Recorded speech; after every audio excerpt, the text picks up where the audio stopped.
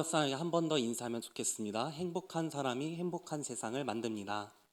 행복한 사람이 행복한 세상을 만듭니다. 감사합니다. 저는 청소년 일부를 섬기고 있는 송세찬 전도사입니다. 오늘 우리는 뜻밖의 세상에서 어떻게 살아나는지 보려고 합니다. 사람은 누구나 뜻밖의 상황을 달가워하지 않습니다. 한번 예를 들어보면요, 우리가 가족 여행을 갔다고 생각해 봅시다.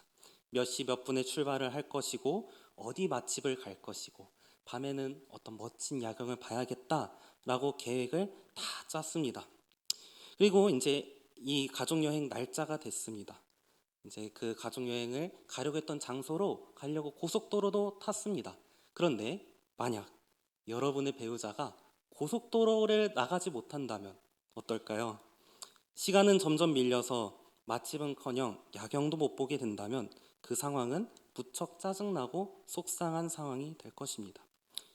뜻밖의 상황이 이럴진데 우리는 뜻밖의 상황뿐만 아니라 뜻밖의 세상에서 살아가야 합니다.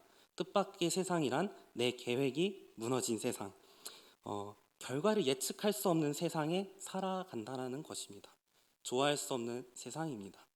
일평생 우리는 이 뜻밖의 상황에 살아가야 하는데요. 그 이유는 두 가지가 있습니다. 첫 번째는 세상이 계속 변화하고 있습니다. 우리의 손에 익숙한 스마트폰 한번 생각해 볼까요? 언제든지 전화가 되고 또 인터넷도 접속할 수 있고 정보도 검색할 수 있습니다. 그런데 이런 세상은 20년 전만 해도 상상할 수 없었던 세상입니다. 이제는 세상이 너무 빨라져서 우리 뜻 안에 우리가 인지할 수 있는 세상을 벗어났습니다.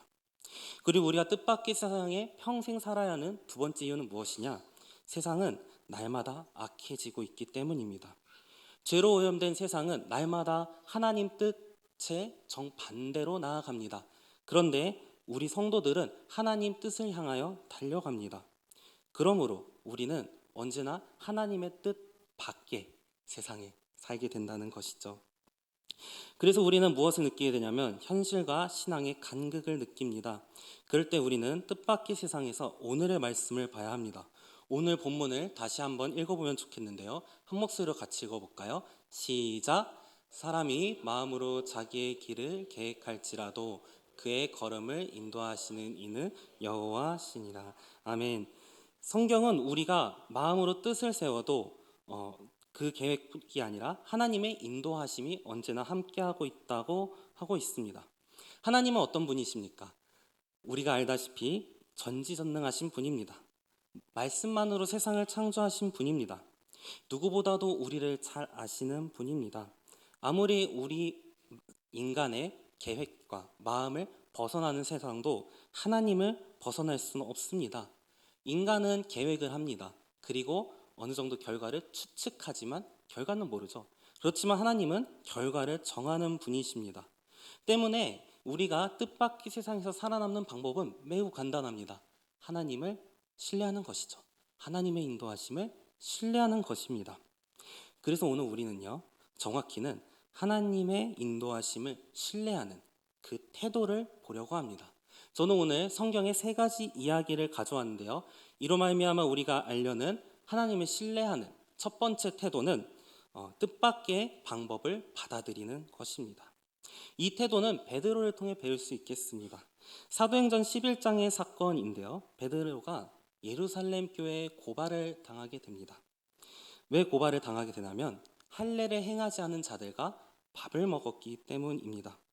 이게 어떤 상황인지 현대로 좀 다른 예시를 들어보려고 하는데요. 여러분, 우리의 과거를 좀 돌아보면요, 현재 우리 예배당마에도 많은 악기들이 들어왔습니다. 근데 그중 가장 논란이 된 악기가 있다면 아마 드럼일 것입니다. 기억나시나요?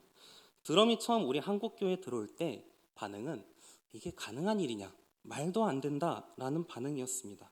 여러 가지 이유가 있겠지만 드럼은 되게 서민들의 악기이고 그리고 히피들, 어떤 거지들의 악기이고 그리고 메탈이라는 어떻게 보면 경건한 분위기와는 좀 동떨어져 있는 악기였기 때문에 거룩한 교회 분위기에는 어울리지 않았기 때문일 것입니다. 이런 논란이 오늘날에도 있죠. 클럽이나 나이트에서 음악 장르가 있습니다. EDM이라고 하는데요.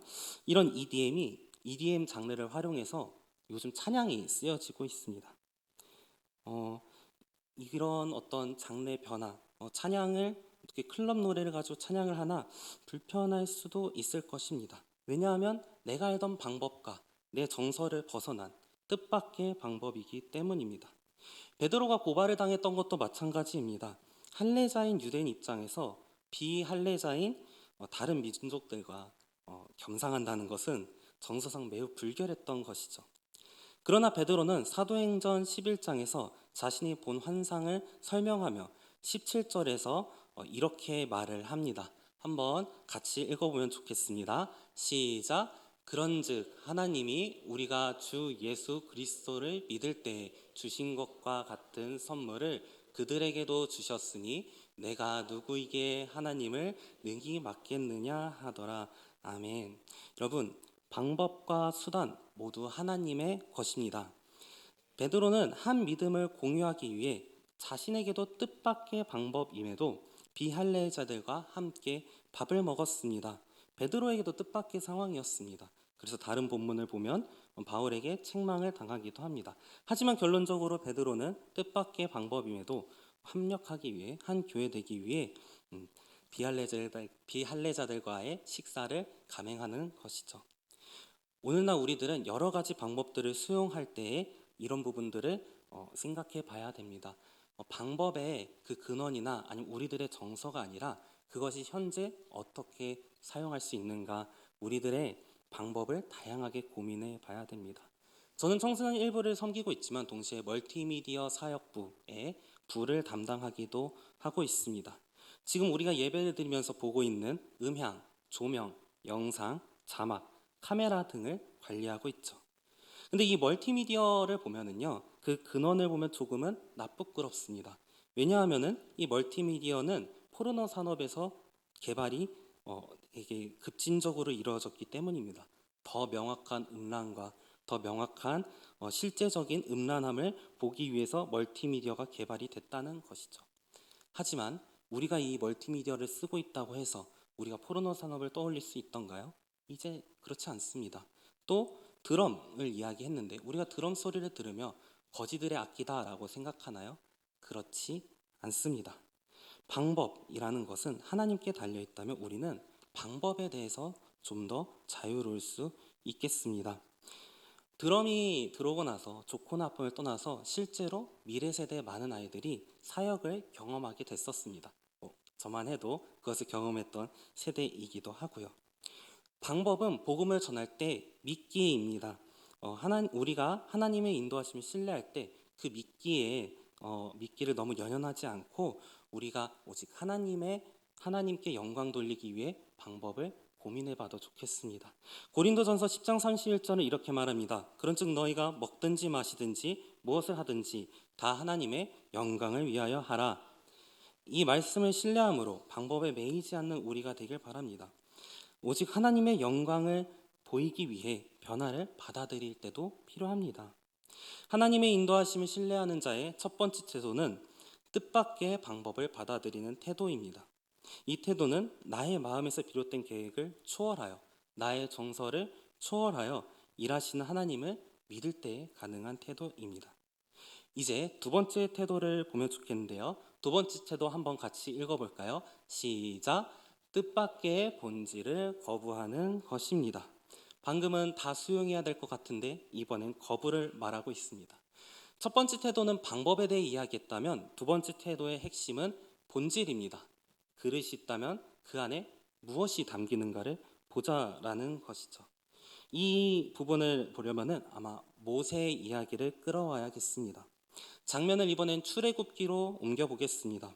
어느 날 모세는 시내산에 올라가 십계명을 받고 있었습니다.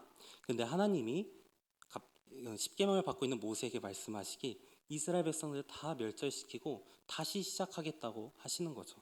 무슨 일이 있었습니까? 모세가 시내산에 40일 정도 있으니까 이스라엘 백성들이 금송아지 신상을 만들고 거기에 절을 하고 예배를 하고 있었던 것입니다. 그래서 모세는 하나님께 싹싹 빌고 이스라엘 백성에게 돌아갔습니다. 모세의 눈에 보이는 광경이 아주 처참했죠. 이스라엘 백성들이 번쩍거리는 금송아지 신상을 둘러싸고 춤추고 예배하고 있었습니다. 그때 모세가 어떻게 하는가 한번 볼 필요가 있는데, 약간 양쪽 입장을 좀 봐야 됩니다. 이스라엘 백성들이 왜 그랬는가 생각해보면 인간적으로는 납득이 갈 수 있겠습니다. 일단은 애굽을 벗어났어요. 40일 벗어나서 이제 이 모세를 따라왔는데, 모세가 40일 정도나 좀 눈앞에서 사라지게 된 것입니다. 그리고 내가 따라오는 그 하나님이 어떤 분인지도 알기가 참 어려웠습니다. 당시에 그 종교적 트렌드라고 할까요? 당시 출애굽 시기에 종교적인 모습에 뭐가 있었냐면, 어떠한 신상을 만들어서 절하는 것은 되게 흔한 일이었습니다. 그러니까 좀 생각해 볼 것이 있는데, 이 이스라엘 백성들이 금송아지에 절을 하긴 했습니다마는 하나님을 예배하긴 했습니다. 그러니까 다른 신의 이름이 아니라 하나님을 찾긴 했습니다. 그리고 종교적 트렌드로서 원래 그 당시엔 신상도 세웠다니까 그렇게 큰일인가 싶기도 할 만합니다. 그런데 모세의 반응은 아주 격렬하죠. 우리가 아는 이야기지만 좀 천천히 생각해 보겠습니다. 모세가 그 금송아지에 춤추는 이스라엘 백성 한가운데를 걸어 들어갑니다. 이 군중을 뚫고 금송아지 앞에 가서 그 송아지를 부셔버린다고 생각해 봅시다. 아마 어색한 침묵이 깔렸겠죠. 곡괭이로 내리쳤든 믹서기로 갈아버렸든 그 광야에서 신상이 부서지는 소리는, 그리고 부서지는 시간은 아주 길었을 것입니다. 이스라엘 백성들이 무슨 생각을 했을까요?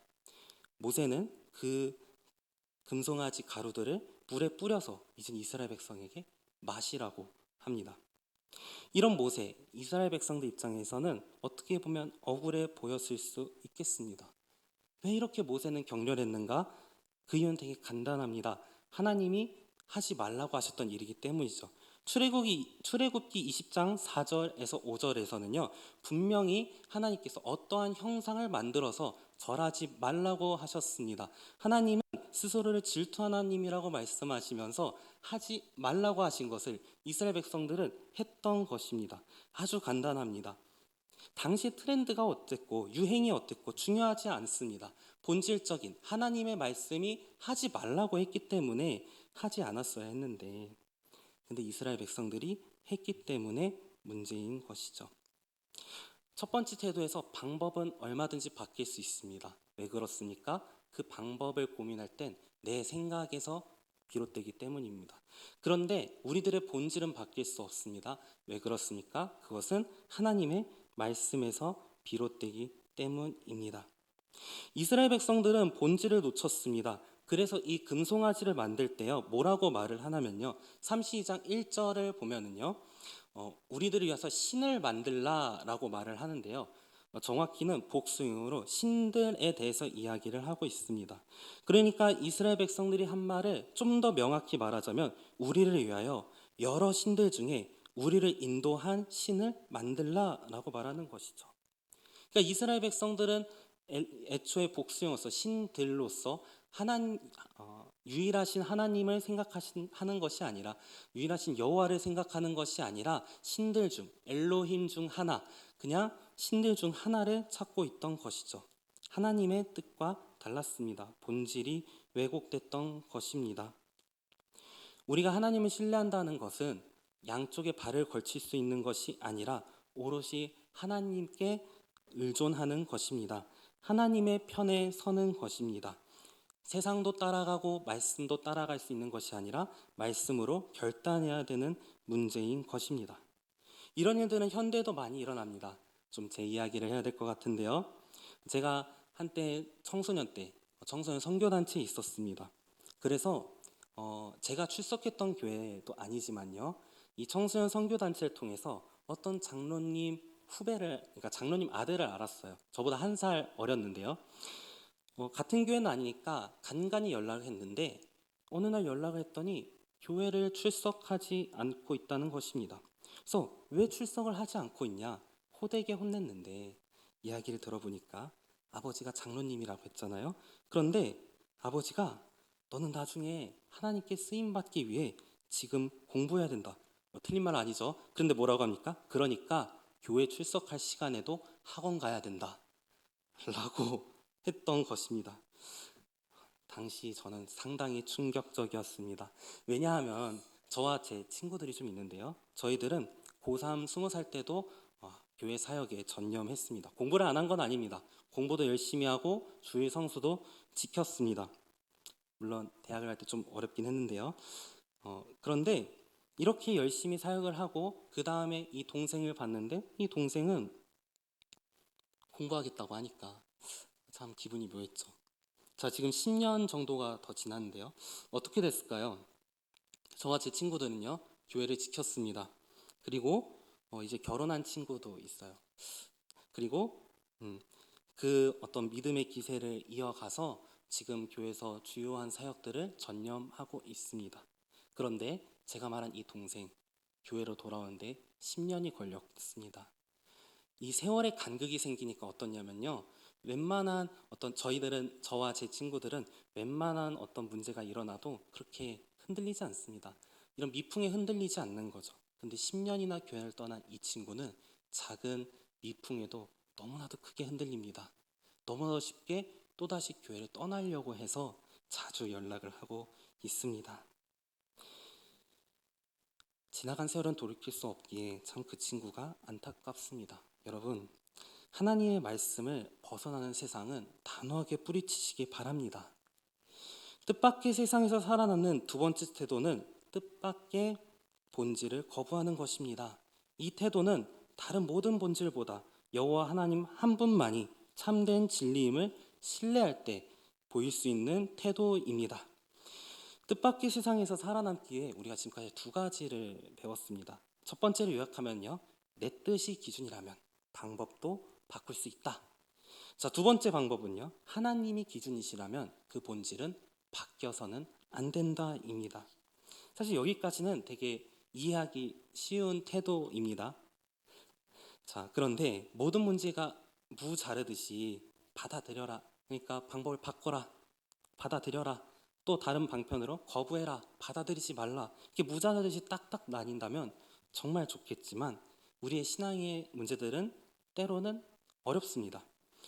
모든 뜻밖의 문제 가운데 두 가지 방법만 되면 좋겠지만 우리가 좀 고민해 봐야 될 것은 조금 전에 우리가 주의 성수를 얘기했지 않습니까? 그런데 그 주의 성수 자체는 되게 간단한 문제입니다. 주의 성수 해야 합니까? 안 해야 합니까? 해야 합니다. 해야 합니다. 네, 맞습니다. 해야 합니다. 그런데 응급수술을 해야 하는 의사가 주의 성수를 위해 수술을 거부한다면 그것은 옳을까요? 좀 어려워지기 시작합니다. 그렇다면 만약 그렇게 수술을 해야 하는 의사가 예배를 드리고 있다면 우리는 그에게 옳다고 말해야 합니까? 아니면 틀렸다 말해야 합니까? 물론 정답은 미리 우리가 판단할 수 없지만 우리가 이럴 때 취해야 할, 내 스스로가 취해야 할 태도를 소개하고자 합니다. 하나님의 인도하심을 신뢰하는 세 번째 태도는 최선을 다하며 기다리는 태도입니다. 이 방법은 바울을 통해 볼 수 있습니다. 사도행전 28장의 장면을 보려고 하는데요. 이때 시기는 바울이 로마로 압송되어 가는 시기입니다. 로마로 가는 바울은 어느 정도 자신의 뜻대로 되고 있었습니다. 왜냐하면 바울은 로마에 복음을 전하고 싶었고 잡혀가든 뭐든 일단 로마로 가고 있었으니까요. 그런데 바울이 로마로 가는데 폭풍을 만납니다. 배를 타고 가는데 폭풍을 만나서 조난을 당해서 멜리데 섬이란 곳에 떨어지게 되는데요. 이 상황은 로마로 가던 길 정반대편으로 표류한 상황입니다. 그래서 본 절을 보면 뭐라고 하냐면 표류하고 그 섬에 가보고 나서 그곳이 멜리데 섬인 줄 알았다고 이야기하고 있습니다. 그러니까 정말 뜻밖의 상황이었다라는 것이죠. 표류했기 때문에 가진 것도 없었을 것입니다. 그런데 이 바울이 어떤 태도를 취하는지 이제 사도행전이 말하는데요. 조금 재밌는 것은 사도행전이 이전까지는 이 등장인물들의 심정이 어땠는지 이야기를 하는데 여기서는 어떤 일이 있었는지 되게 무미건조하게 이야기를 합니다. 예를 들면 이전에는 어떠한 마음이 있어서 행동을 하였다라고 하면 이 사도행전 28장에서는 그냥 사건만 말합니다. 바울이 멜리데 섬에 표류되었다. 바울이 원주민들에게 신으로 추앙받았다. 바울이 보블리오의 아버지를 치료했다. 바울이 찾아오는 모든 이들을 치유했다. 로마로 가는 배가 오자 떠났다. 이 사건만 기록합니다. 그래서 만약 바울을 모르는 사람이 사도행전만 보면 무슨 일인지 모를 거예요. 바울이 왜 멜리데 섬에서 열심히 치유 사역을 하고 있는지, 그리고 죽으러 가는 배를 왜 굳이 타는지 이해할 수 없을 것입니다. 하지만 우리는 바울을 알죠. 사도행전 전체를 보면 바울이 어떠한 삶을 사는지 우리는 압니다. 바울은 자신이 신으로 떠받들어질 때마다 옷을 찢으면서까지 슬퍼하며 하나님만이 참 신임을 강조하였고요. 바울은 치유 사역을 할 때마다 그것을 복음 전파의 일환으로 사용한 것을 볼 수 있습니다. 그래서 사도행전 28장은 사건만을 기록하고 있음에도 그 바울의 열심이 그래서 원래 하던 대로 기다리며 하나님의 말씀을 전하고자 그 복음을 전파하고자 치유 사역을 했음을 추측할 수가 있습니다. 우리가 바울을 알고 그는 언제나 주어진 삶에서 최선을 다했기 때문입니다. 우리들도 이러한 성실, 그냥 사건만 봐도 이 사람 또 복음을 전하려고 그랬나 보네 라고 보일 정도의 언제나 한결같은 일관성 있는 열심이 필요합니다. 우리가 이해되지 않을 때에도 바울이 복음 전파했듯이 그냥 우리를 보면 또 복음 전파하려나 보다라는 그 인내와 성실이 필요하다는 것입니다. 이 세 가지 태도로 하나님의 뜻 안에 있는 저와 여러분이 되기를 축복합니다. 뜻밖의 세상에서 살아가는 세 번째 태도는 기다리며 최선을 다하는 태도입니다. 하나님이 우리의 삶을 인도하신다는 확신을 가질 때 보일 수 있는 태도입니다. 뜻밖에서 살아가는 방법을 우리가 나누었습니다. 하나님을 신뢰하는 것이고 그 태도를 배운 것이죠. 이 태도들은 지키기 쉬울 것 같습니까? 아니면 어려울 것 같습니까? 그러니까 사실 이 태도들을 쭉 설명을 드렸는데 결코 이 태도들 쉽지 않습니다. 베드로 이야기 한번 돌아볼까요? 그는 기존의 방법에 매이지 않고 하나님의 본질에 매이고자 비할레스가 밥을 먹었습니다. 그 결과가 뭐죠? 고발을 당했습니다. 모세는 어땠습니까? 수많은 군중 앞에서 목숨을 걸고 그 금송아지를 갈아버리고 마시게 했습니다. 거기서 만약에 그 군중이 폭발했다면 모세는 어떻게 됐을까요? 또 바울은 어떻게 했습니까? 언제 구조될지도 모르는 불안함 가운데에서도 치유 사역을 하며 복음 전파에 힘썼음을 추측할 수가 있습니다. 사람의 눈으로 보기에 이 태도들은 살아남는 방법이 아니라 죽으려고 작정한 태도로 보이기도 합니다. 사실 살아남는 방법은 이 모든 가치를 포기하고 하나님을 신뢰하려는 태도도 포기하고 그냥 이 세상에 편승해서 그냥 남들 사는 대로 사는 게 진짜 살아나는 방법이 아닌가 싶기도 합니다. 그러나 우리 신자들은 그냥 사는 것이 아니라 어떻게 살아남아야 하는지, 어떻게 살아가는 자들인지 돌아보아야 됩니다. 우리는 육체적인 목숨을 보존하고자 살아가는 자들이 아닙니다. 그냥 아무 뜻 없이 뜻밖의 세상처럼 그냥 죄를 따라가는 자들이 아닙니다. 타협하는 자들이 아닙니다. 우리 신자의 삶은요, 뜻밖의 세상에서 하나님의 뜻밖의 세상에서도 하나님을 신뢰하는 자들입니다. 하나님 뜻에 순종하여 살고자 날마다 애쓰고 자기를 부정하고 그래서 이미 임한 이 하나님 나라에서 이 교회에서 이제 오실 하나님 나라를 소망하며 나의 오늘의 계획이 틀어지더라도 하나님의 인도하심을 신뢰하며 또 한 발자국 걷는 삶이 성도의 삶입니다. 그 무언가 다른 한 발자국이 하나님의 뜻을 모르는 뜻밖의 세상이 하나님을 알 수 있는 이정표가 되는 것입니다. 그것이 우리의 삶입니다. 오늘 설교의 태도들은 뜻밖의 세상에서 하나님을 모르는 자들에게 이정표가 됩니다. 뜻밖의 세상이 계속 우리를 유혹합니다. 방법 적당히 했었던 대로 해라. 본질 적당히 타협해라. 내 판단을 믿고 지금 거기 위험하다. 벗어나라. 지금 공부해야 된다. 라고 이야기하죠. 그때 우리는 다시금 묵상해야 할 것이 있습니다. 예수님도 우리와 같이 뜻밖의 세상에 놓이셨지만 십자가 고난을 당했었던 그 밤을 떠올려 보면요. 예수님은 자신의 판단대로 그 십자가 사역을 벗어날 수 있음에도 그럼에도 하나님의 뜻을 구합니다. 그래서 우리가 알다시피 이렇게 기도하시죠. 주여 이 잔을 내게서 떠나게 하옵소서. 그러나 내 뜻대로 하지 마시옵고 아버지의 뜻대로 하시옵소서. 예수님 일평생 본질을 지키고자 투쟁하셨습니다. 예수님의 일평생 하나님의 뜻에 순종하였습니다. 십자가를 향한 죽음을 향한 인도하심조차 순종함으로 우리의 구원을 이루셨습니다. 이제 우리가 예수님을 생각한다면 고민해야 합니다. 우리는 지난 주일에 그 예수님의 몸과 피를 먹고 마셨습니다. 우리는 그 예수님의 제사함을 받았습니다. 그렇다면 이제 우리가 예수님을 위해 살아가고자 고민해야 합니다. 방법을 초월하여 본질을 추구하며 우리는 기다리며 인내하며 계속 살아내야 합니다. 내 생각과 조금 다를지라도 내 계획과 조금 틀어지더라도 우리는 끝까지 애써야 합니다. 뜻밖의 세상에서 우린 예수님을 드러내야 합니다. 이제 곧 행축을 준비할 것입니다.